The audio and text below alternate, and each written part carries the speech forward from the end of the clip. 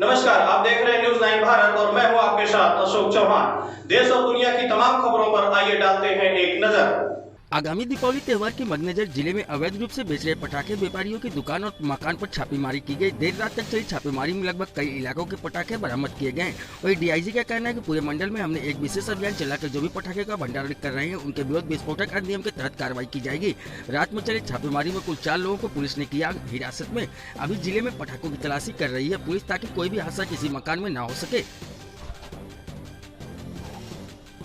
Sir, पटाखों पर प्रतिबंध है और जो भी पटाखे पकड़े जा रहे हैं कितनी कार्रवाई अभी तक की गई है और पूरे रेंज में और आजमगढ़ में?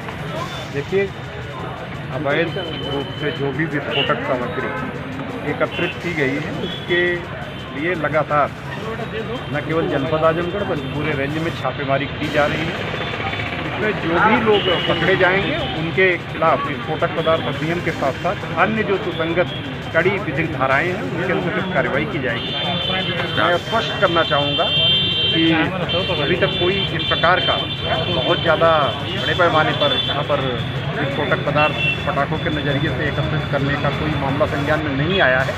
फिर भी हम लोग दीपावली के पर्व को देखते हुए लगातार इसको लेकर अलर्ट हैं। जनमानस से भी हम अपील करते हैं कि अगर उनके इर्द गिर्द कहीं भी अवैध विस्फोटक पदार्थ जमा किया गया है, कहीं पर स्टोर में जमा किया गया है या बिना लाइसेंस के कहीं पर इस प्रकार से विस्फोटक पदार्थ रखे गए हैं तो वो 112 पर हमारे अपने व्हाट्सएप नंबर पर, जिले के पुलिस कप्तान के व्हाट्सएप नंबर पर, कंट्रोल रूम के व्हाट्सएप नंबर पर सूचना दे सकते हैं।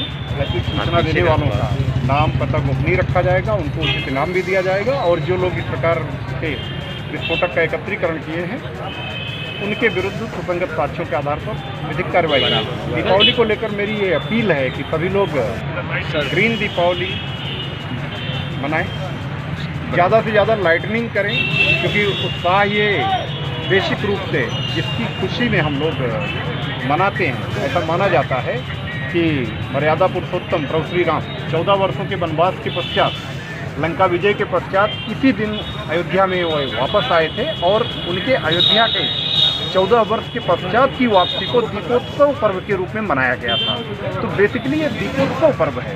दिया जलाएं और इस प्रकार से दिया जलाएं कि कहीं पर अंधेरा न रहे, हर किसी के घर में उजाला रहे। लेकिन चूँकि विस्फोटक चीज़ें जो पटाखे के रूप में यूज होती हैं, इनसे बहुत कहीं न कहीं से जानमाल की भी क्षति होती है, इससे ध्वनि प्रदूषण, वायु प्रदूषण सहित अन्य बहुत सारी जो नकारात्मक मनोवृत्तियाँ हैं वो पनपती हैं, उनको अवॉइड किया जाता है। कोतवाली में जामा मस्जिद में मुखबिरगंज में एक ट्रक पटाखा लगा पकड़ा गया है, एक जो भी पकड़ा गया है उनके विरुद्ध कठोरतम विधिक कार्रवाई सुनिश्चित की जाएगी, इसमें कोई संदेह नहीं है। इसलिए मैंने आपको कहा कि मैं मीडिया के माध्यम से जनसामान्य से भी अपील करता हूँ कि कहीं भी उनको अवैध विस्फोटक इस प्रकार से एकत्रित होने की सूचना मिलती है या उनके नॉलेज में है तो निश्चित रूप से कॉल करके 112 पर कॉल करके कंट्रोल रूम के साथ साथ जिले के सभी पुलिस प्रशासनिक अधिकारियों के नंबर पर कॉल करके या व्हाट्सएप करके, सभी अधिकारियों के नंबर पर व्हाट्सएप भी है, वो सूचना दे सकते हैं और ऐसी सूचना से तत्काल संज्ञान में लेकर के कड़ी कार्रवाई की जाएगी।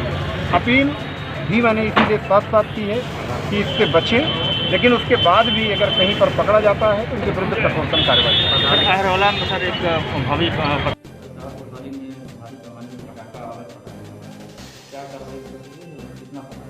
देखिए, कुछ ऐसे सूचना मिल रही थी कि कुछ लोग ऐसी जगह पटाखा संग्रह कर रहे हैं जिनके पास संग्रह करने का लाइसेंस भी नहीं है और घनी आबादी में वो लोग संग्रह कर रहे हैं। ऐसे उस पर छापेमारी की गई है और छापेमारी अभी की जा रही है कि वो लोग कहाँ से लाए, कैसे लाए और उनका मेन स्टॉकिस्ट कहाँ है, उसके पास लाइसेंस है कि नहीं है।